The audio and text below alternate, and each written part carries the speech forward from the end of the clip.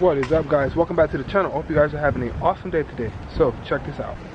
So the rain has kind of went away a little bit for now, and I just want to go ahead and start working on pulling apart this cluster. I need to get this Mark 3 instrument cluster out. So because I need to put the Mark 4 one in wherever I put it at. I need to put out the Mark 3 cluster so I can put the Mark 4 cluster inside. So that's what I need to start working on now. And I guess I will start with this piece since it's already pretty much almost off. Are you gonna pop out?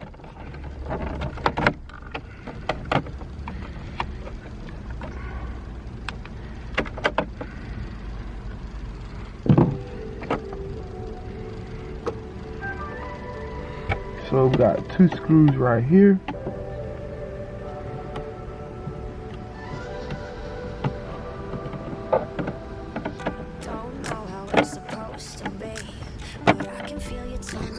And let's just come to this side. Does any of these pop off? Maybe. Oh, yep, pops off. Do you pop off? Yeah. You pop off too. And seems like there's one screw that's right there.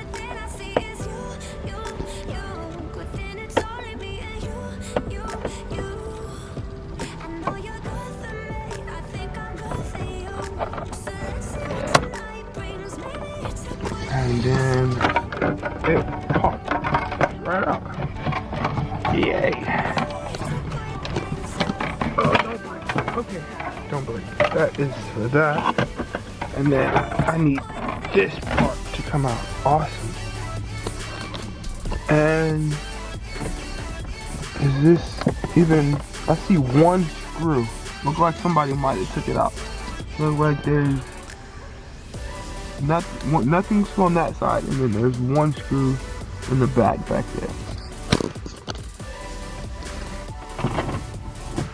This should come on out of here now.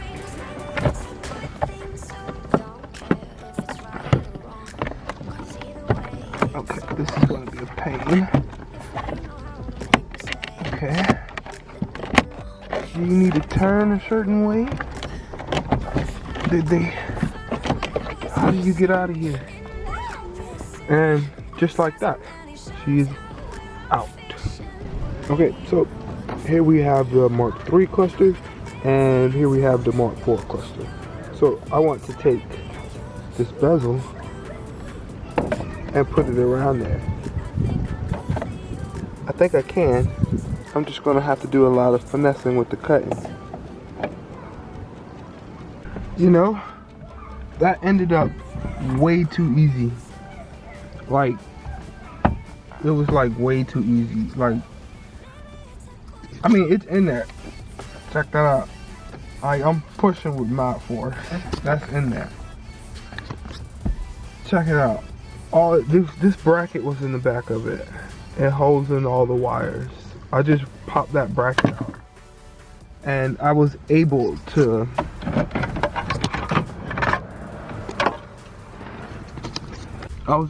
use like the factory points right there, so it's kind of jammed up in there on that side, and same thing back on that side, and it sits in there like super perfect. Like, I don't know how I'm about to get that out of there because I didn't even put the harness in the back of it. So I think what I'm gonna do is I'm gonna cut this piece right here,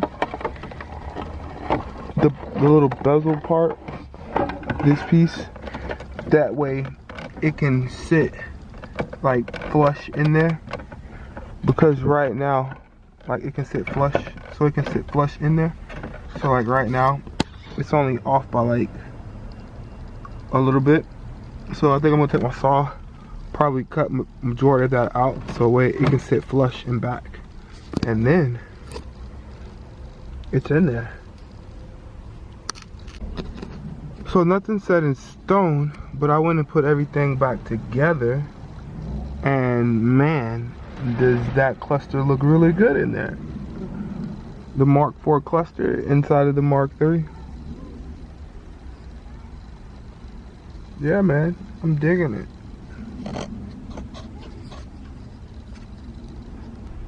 So now we got the cluster in, we got the shifter in, and I want to see where I want to mount the ECU at. I'm probably going to mount it down here along with this fuse box down here.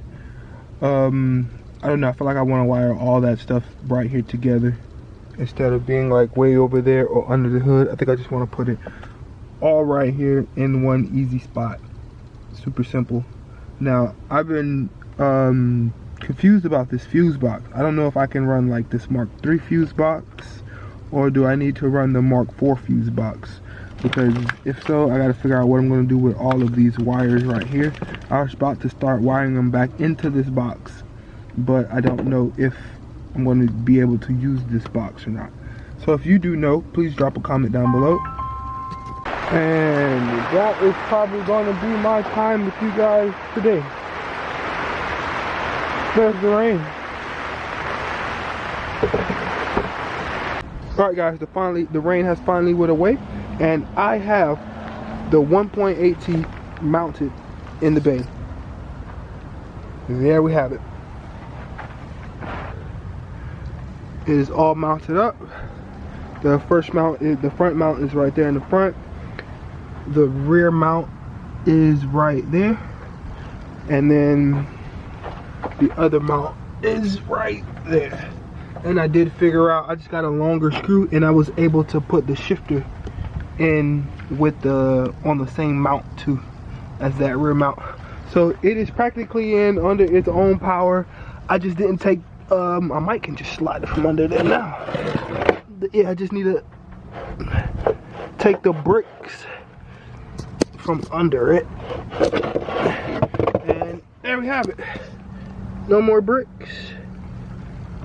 And she's in under her own weight.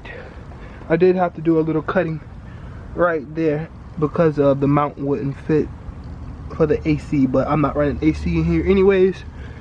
So yeah, there we have it guys. The 1.8T is mounted inside of the Mark 3 Golf, and that makes me happy. So now I can move like this pallet and everything from here. So yeah, we don't need that pallet anymore, and she is in under her own weight. Check me out. Oh yeah, I got this, y'all. I got this.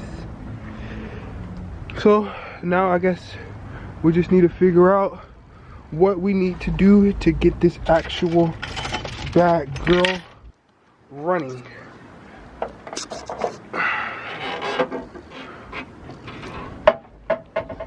And the hood closes. Ooh, yeah. And then we open up the hood. Oh, this is gonna, oh man. Okay, so I just need to, I'm not gonna finish with the painting of it, but when this is all painted right, and then I'm gonna pull this rear lower motor mount out and paint that too. I gotta put the radiator support mount back in too. I'm gonna pull the rear motor mounts out and paint them, paint the whole motor. Oh, this is gonna look really, really good. I think it is.